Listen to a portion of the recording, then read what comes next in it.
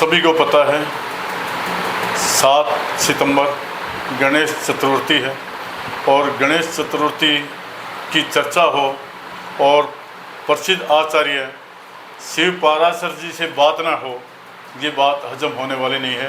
क्योंकि शिव पाराशर जी ने अपना वास्तु में, ज्योतिषाचार्य में और परमात्मा की भक्ति में एक विशेष मुकाम हासिल की हुई है। दोस्तों, आज हम गणेश चतुर्थी पर शिव पाराशर जी से सीधे जुड़ रहे हैं। शिव पाराशर जी, आपका पहले तो चैनल पर मैं स्वागत करता हूँ।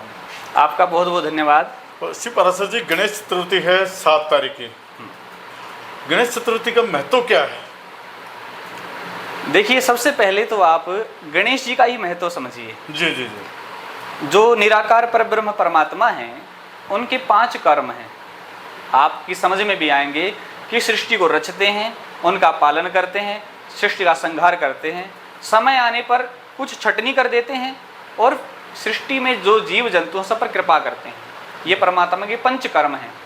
5 कर्मों को करने के लिए अलग अलग परमात्मा की 5 विभूतियाँ यहाँ हैं। आप देखेंगे सनातन में 5 विभूतियाँ हैं। रचना के लिए ब्रह्मा जी हैं, पालन करने के लिए विष्णु जी हैं, संहार करने के लिए रुद्र शंकर जी हैं। शंकर जी। इसी प्रकार से छटनी करने के लिए देवी भगवती दुर्गा है। जी। कोई दैवीय प्रकोप होता है, कोई महामारी आ जाती है, वो भगवती का ही रूप होती है जो कि छटनी करती है समय समय पर। और जो अंतिम जो कर्म है परमात्मा का, वो है अनुग्रह करना, कृपा करना। तो जो कृपा करने वाला जो रूप है परमात्मा का, वो है गणेश जी। इनके जन्म के बारे में तो आप लोगों ने सुन रखा है। भगवती माता पार्वती से ये प्रकट हुए थे, उत्पन्न हुए थे। जी जी जी जी। इसकी तो बहुत लंबी कहानी हो जाएगी, कहानियाँ हैं। दूसरी, मैं आपसे एक मेरा सवाल ये है कि मैं आजकल की आधुनिक उस पर चल रहा हूँ। गणेश जी की पूजा क्यों प्रथम होती है? क्योंकि जो कार्तिकेय की और गणेश जी के बीच में एक हल्का सा जो विवाद था, उस विवाद का हल्का सा अंश में आपसे मतलब चर्चा करवाना चाहूँगा कि गणेश जी को ही क्यों प्रथम पूजनीय बनाया गया। देखिए, जैसा आजकल हो रहा है, जब भी बालक आपस में कोई विवाद करते हैं, घर में कोई विवाद उत्पन्न होता है और वो बालकों के बीच में हो जाए, तो माता पिता को बड़ी चिंता रहती है। कुछ ऐसा ही उस समय हुआ था। कार्तिकेय जी और गणेश जी के बीच में एक विवाद था कि कौन प्रथम पूज्य बने।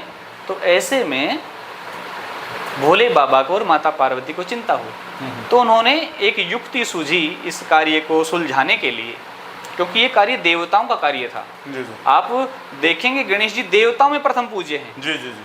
तो उनको एक ऐसी विभूति भेंट करनी थी कि इसकी पूजा सर्वप्रथम होनी चाहिए। तो ऐसे में एक शर्त रखी कि आप दोनों में से जो भी पृथ्वी का चक्कर लगाकर सर्वप्रथम सबसे पहले हमारे पास पहुंचेगा, वही प्रथम पूज्य रहेगा। तो ये बात सुनकर कार्तिकेय जी यात्रा के लिए चले गए थे। लेकिन गणेश जी जो है बुद्धि के भी देवता हैं, उनके पास तीक्ष्ण बुद्धि है। उन्होंने अपनी बुद्धि का परिचय दिया। देखो, प्रथम पूज्य आप उसी को तो रख सकते हैं जो बुद्धि में भी और विवेक में भी आगे हो। जी जी। ठीक है। तो वहाँ पर सनातन परंपराओं में ये माना जाता है, जो भगवती दुर्गा स्वरूप, पार्वती स्वरूप जो माता हैं, वो पृथ्वी से बड़ी हैं, और जो पिता स्वरूप शंकर भगवान पिता के रूप होते हैं, वो आकाश से बड़े हैं। उसी समय गणेश जी उठे और दोनों की एक साथ परिक्रमा करके नमस्कार कर लिया। जब कार्तिकेय जी वापस आए हैं यात्रा करके लंबे समय के पश्चात, तो गणेश जी वहाँ पर पहले ही उपस्थिति मिले और सारी कहानी उनको बताई। तो इस स्थिति को देखते हुए गणेश जी को प्रथम पूज्य माना गया है। आचार्य जी, आज जो गणेश जी की और शिव जी की, माता पार्वती की, कार्तिकेय की आपने कहानी हल्के से सुन बताइए। आजकल के जो अभिभावक हैं और आज का यूथ, वो एक तो नास्तिकता की तरफ कुछ ज़्यादा जा रहा है या अपने अभिभावक की सुनना नहीं चाहता। इस पर मुख्य फोकस क्या है आज का? यानी मुख्य आपके दिमाग में क्या बातें हैं जो आजकल की घट रही है? देखिए, आपका जो आज का प्रश्न है, इस तरह का माहौल बन गया है इस समाज में। मैं यहाँ कहना चाहूँगा, इस गणेश चतुर्थी के उपलक्ष्य में आप किसी को प्रसन्न अगर करना चाहते हैं, जी जी, किसी देवता को प्रसन्न करना चाहते हैं, किसी मनुष्य को प्रसन्न करना चाहते हैं, तो आपको लाभ तब होगा जब आप उसके अनुरूप हो जाएंगे। आपने देखा होगा जो भगवती माँ राधा रानी के उपासक हैं वो पुरुष होते हुए भी साड़ी बांध लेते हैं। जी जी जी। नवरात्रों में जो भगवती की उपासना करते हैं उसमें खुद मैं भी हूँ, तो मैं धोती, लाल रंग की धोती बांधता हूँ, यानी उनके स्वरूप में ढल जाऊं। आपने देखा होगा जो हनुमान जी हैं, जो राम भक्त हनुमान जी हैं, उनके वस्त्र पीले हैं। अब आपके मन में आ गया उनके वस्त्र लाल हैं, ऐसा सोचा होगा आपने, नहीं नहीं, उनके वस्त्र पीले हैं। कंचन वर्ण विराज सुवेशा, ऐसा हनुमान चालीसा में कहा है। उनके जो वर्ण वस्त्र हैं वो तो सुनहरी रंग के हैं, पीले रंग के हैं। वो इसलिए हैं कि जो श्री रामचंद्र जी हैं वो पीताम्बरी थे, वो पीले वस्त्र धारण करते थे। भगवान श्री रामचंद्र को लुभाने के लिए उसके अनुरूप हो गए थे राम भक्त हनुमान जी।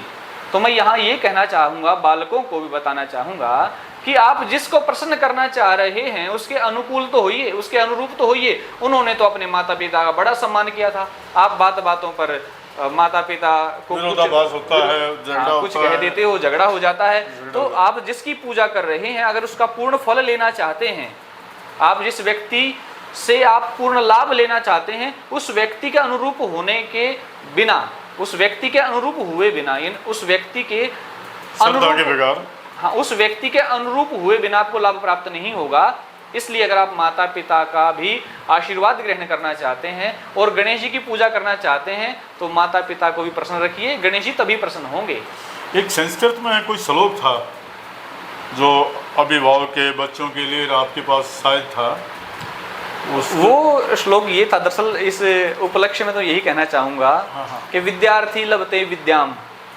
अभी 7 तारीख से जो गणेश चतुर्थी का आरंभ हो रहा है, उत्सव का, गणेश उत्सव का आरंभ हो रहा है, 7 तारीख को गणेश चतुर्थी है। इस दिन भगवान गणेश जी का प्रादुर्भाव हुआ था, प्रकट हुए थे। तो ये जन्मोत्सव है और ये उत्सव 10 दिन चला था। तो आजकल भी आपने देखा होगा 10 दिन के बाद नामकरण होता है बच्चों का। तो पूरा जो ये समय होता है ये पूरा उत्सव में बीतता है। किस दिन षष्ठी होती है, किस दिन स्नान होता है, सब अलग अलग प्रक्रियाएं होती हैं, पूरा आनंद से बीतता है। तो उस दिन भी, उस समय में भी ये उत्सव चला था। जो गणेश जी की पूजा उपासना करना चाहते हैं इन दिनों में, तो उनको मिलता क्या, लाभ क्या रहता है? विद्यार्थी लभते विद्याम, जो पढ़ने वाले हैं उनको विद्या का लाभ होता है। धनार्थी, जिनको धन चाहिए, हाँ, उनको धन की सहायता मिलती है। श्लोक से ही बताएंगे। धनार्थी लभते धनम, जिनको धन चाहिए होता है, व्यापार वाले व्यक्ति हैं, नौकरी वाले व्यक्ति हैं, वो अगर पूजा करते हैं गणेश जी की तो उनको धन लाभ प्राप्त होता है। पुत्रार्थी लभते पुत्रान, जो संतान चाहते हैं उनको संतान, अच्छी संतान, सुमति वाली संतान, सुमति वाली संतान, अच्छी बुद्धि वाली संतान प्राप्त होती है। और मोक्षार्थे लभते गतिम, और जो मोक्ष की कामना चाहते हैं उनको मोक्ष मिल जाता है। गणेश जी की पूजा चारों पुरुषार्थों को, गणेश जी की पूजा चारों पुरुषार्थों को सिद्ध करती है।